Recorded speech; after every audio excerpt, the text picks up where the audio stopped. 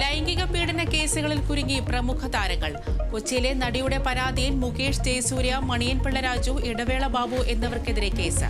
താരങ്ങൾക്കെതിരെ ജാമ്യമില്ലാ വകുപ്പ് ചുമത്തി. സിദ്ദിഖിനെതിരായ ലൈംഗിക പരാതിയിൽ യുവനടിയുടെ രഹസ്യമൊഴി രേഖപ്പെടുത്തും. എം മുകേഷിനെതിരെ LDF-ൽ രാജ്യസമ്മർദ്ദം ശക്തം. MLA സ്ഥാനം രാജിവെക്കണമെന്ന് CPI നേതാവ് ആനി രാജ. രാജി ആവശ്യം തള്ളി LDF കൺവീനർ EP ജയരാജൻ. ആരോപണ വിധേയരായ കോൺഗ്രസ് MLA-മാർ രാജിവെച്ചില്ലല്ലോ എന്നും പ്രതികരണം.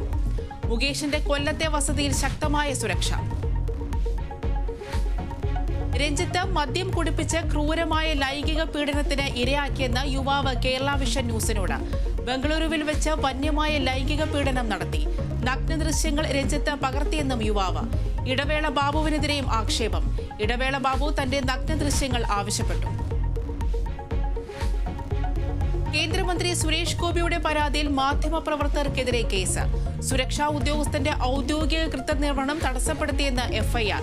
സുരേഷ് ഗോപിക്കെതിരായ പരാതിയിൽ അനിൽ അക്കരയുടെ മൊഴി രേഖപ്പെടുത്തും. കേന്ദ്രമന്ത്രിക്കെതിരെ മാധ്യമപ്രവർത്തകരും പരാതി നൽകും. ഏഷ്യൻ ചാമ്പ്യൻസ് ട്രോഫിക്കുള്ള ഇന്ത്യൻ ഹോക്കി ടീമിനെ പ്രഖ്യാപിച്ചു. 18-അംഗ സ്ക്വാഡിനെ ഹർമൻപ്രീത് സിംഗ് നയിക്കും. മത്സരം സെപ്റ്റംബർ 8 മുതൽ.